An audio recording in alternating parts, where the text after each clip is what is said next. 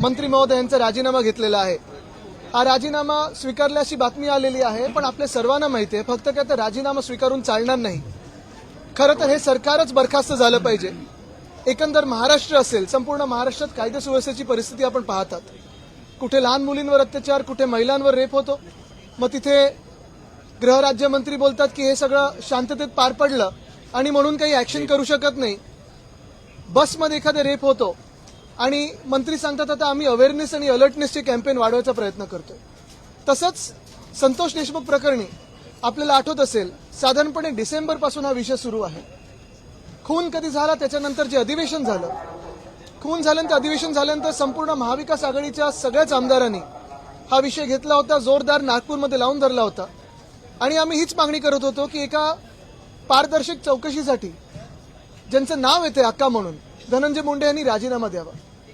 पण ते काही न देता, बरं आम्हीच नाही तर भाजपचे देखील नमिताताई असतील, धसजी असतील, हे देखील स्वतः भाजपचेच आमदार राजीनाम्याची मागणी करत होते।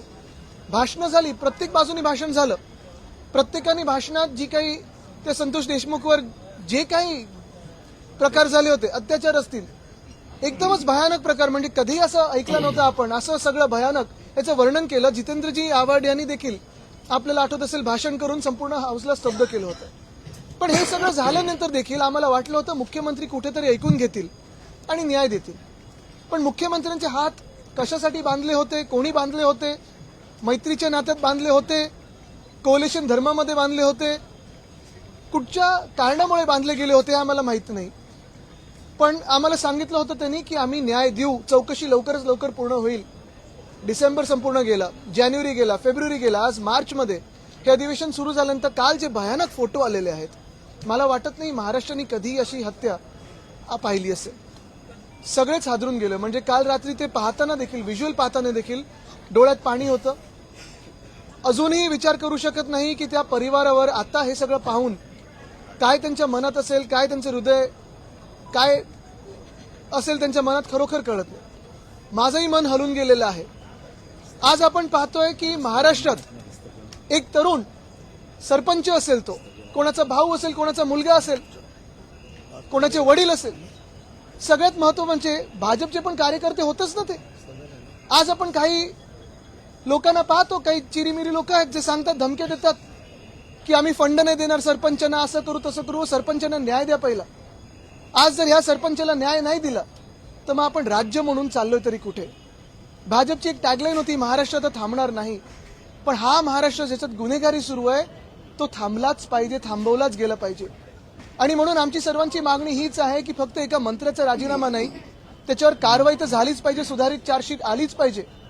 कारण काल अजून एक बातमी कानावरती, ते मुख्यमंत्री स्वतः एका लाल गाडीत बसून उपमुख्यमंत्री महोदयांच्या घरी गेलेले आहेत, अजितदादांच्या घरी गेलेत आणि बैठक झाली की आता राजीनामा स्वीकार करायचा की नाही करायचा, राजीनामा द्यायचा की नाही द्यायचा। खरं तर मुख्यमंत्र्यांना बोलून घ्यायला पाहिजे होतं, राजीनामा मागून घ्यायला पाहिजे होता, हकालपट्टी केली पाहिजे होती, पण आता इथे थांबून चालणार नाही। आपण पाहतोय बीडमध्ये तर कितीतरी हत्या होतच आहेत, पण संपूर्ण महाराष्ट्राची परिस्थिती पाहून हे सरकारच बरखास्त झालं पाहिजे, नाहीतर महाराष्ट्राला न्याय मिळणार की नाही अशी आज परिस्थिती आली।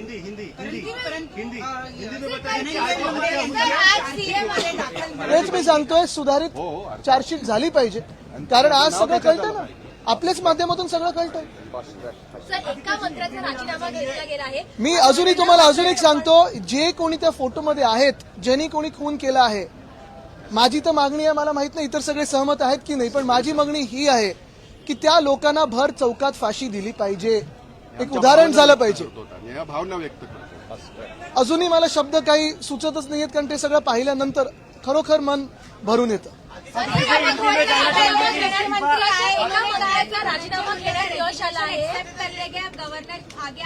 सिर्फ रेजिग्नेशन से बात बनती नहीं है, ये सरकार बर्खास्त होना चाहिए, क्योंकि अगर आप देखें तो महाराष्ट्र में पिछले कई सालों में, 2.5-3 सालों में जो कायदा सुव्यवस्था, कानून की परिस्थिति बनी है, बहुत ही खराब है, बहुत ही भयानक है। कभी कोई बस में रेप होता है और राज्य के गृह मंत्री कहते हैं कि ये सब शांत थी वो महिला, तो इसलिए कुछ हो सका नहीं, कुछ एक्शन हो सकी नहीं। कैसी बात है, कैसा न्याय है, कैसा कानून है? अगर कोई एक्शन अभी आज ना ले, पूरी सरकार बर्खास्त ना हो, तो ये महाराष्ट्र में कौन इन्वेस्टमेंट के लिए आने वाला है, कौन रहने वाला है, कौन सी महिला या कौन सा पुरुष सुरक्षित है? ये हम सारे नागरिकों का विषय है, ये सिर्फ एक व्यक्ति की बात नहीं है. महायुती सरकारमधल्या पहिल्या मंत्र्याचा अशा पद्धतीनं राजीनामा बघा आम्ही भाजपसारखे नाही होत की आता एक विकेट पडली दुसरी विकेट पडली. आम्ही जे मागत आहोत ते सत्य गोष्टीवर मागत आहोत. जे फोटोज आले आहेत, ज्या काही परिस्थिती उद्भवलेल्या आहेत पूर्ण महाराष्ट्रामध्ये, त्याच्यावर राजीनामा मागत आहोत. कोकाटेंचा देखील राजीनामा आम्ही कशासाठी मागत आहोत, तर त्यांच्यावर कन्व्हिक्शन झालेलं आहे. कुठेही कन्व्हिक्शनवर स्टे नाहीये. आणि मग जो कायदा तुम्ही एका खासदाराला लावता, जो कायदा तुम्ही इकडच्या एका आमदाराला लावता, मी मुद्दामून नावं घेत नाही कारण परत त्याच्यात पक्षपात येईल, तोच कायदा त्यांना मंत्री म्हणून लागू झाला पाहिजे ना. सर, क्या मिनिस्टर का रेजिग्नेशन काफी है, आगे भी मैं यही कहता हूं कि एक रेजिग्नेशन से कुछ होने वाला नहीं है. चार्जशीट अमेंड होनी चाहिए, इम्प्रोवाइज चार्जशीट आनी चाहिए, फास्ट ट्रैक कोर्ट में ये सारा मामला होना चाहिए. और सबसे अहम बात यही है कि जो भी उस फोटो में है, जिन्होंने अत्याचार किए हैं, जिन्होंने ये मर्डर किए, उसे पब्लिकली हँग किया चाहिए. राजीनामा दिलाय तर राष्ट्रवादीचे नेते बोलतात की आम्ही नैतिकतेच्या बघा निर्लज्जपणा 4 महिने होता, त्याच्यानंतर नैतिकता सुचते. निर्लज्जपणा बोलतं, त्याला नैतिकता बोलत नाही. नैतिकता नाहीच.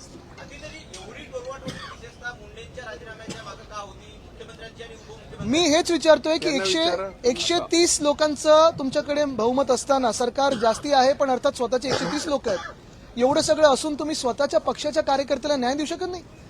हे हिंदू नव्हते, हे भाजपचे कार्यकर्ते नव्हते. म्हणजे जातपात धर्म नसेल बघायचं तरी भाजपच्याच दृष्टिकोनातून बघायला गेलं तर मग नक्की हे कोण होते की तुम्ही ह्यांना न्याय देत नाहीयेत. जर भाजपच्या कार्यकर्त्यांना, आज मी खास करून भाजपच्या आणि संघाच्या कार्यकर्त्यांना देखील आपल्या माध्यमातून विचारत आहे की आज आपले मुख्यमंत्री आहेत, आपण एवढी मेहनत केली, सरकार आणलं, आणि हे सगळं करून जर तुमच्याच एक सहकारी त्याचं हत्या होत असेल आणि मुख्यमंत्र्यांचे हात कोणीतरी बांधत असेल तर हे तुम्हाला तरी योग्य वाटतं का? खरं तर मुख्यमंत्री जे स्वतः गृहमंत्री आहेत त्यांनी राजीनामा दिला पाहिजे. कारण मुख्यमंत्र्यांकडे जो काल तुमच्याकडे फोटो आलाय ब्लॅक अँड व्हाईट, पोलीस यंत्रणा एवढी कडक असते, एवढी पोचलेली असते की हा फोटो मुख्यमंत्र्यांकडे दुसऱ्या दिवशी पोचला असेल, हा फोटो कलर फोटो असेल, सगळी माहिती असते. मी पाहिलंय सीएम ऑफिस कसं चालतं, आणि देवेंद्रजींची तर सीएम ऑफिसची ताकद तुम्हाला माहिती आहे. आमच्या फोनवर काय आहे पण त्यांना माहिती असेल. सगळं पेगेसस वगैरे तुम्ही राजकीय नेत्याच्या मागे लावता, तुम्ही विरोधी पक्षाच्या मागे सगळी यंत्रणा लावता. त्यापेक्षा कायदा सुव्यवस्था ठीक करण्यासाठी यंत्रणा लावा कधीतरी.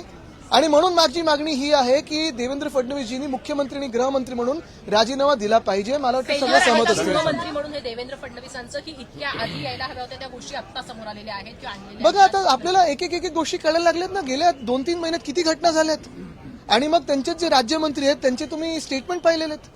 एवढा भयानक प्रकार महाराष्ट्रात कधीही झाला नव्हता. आणि म्हणून मी पुन्हा एकदा सांगेन, जर हे थांबवायचं असेल तर हे सरकार बरखास्त झालं पाहिजे. सर, अजितदादांकडे देखील हे फोटो 2 महिने आधीच आले होते. आदित्यजी, मी पण बोलतो.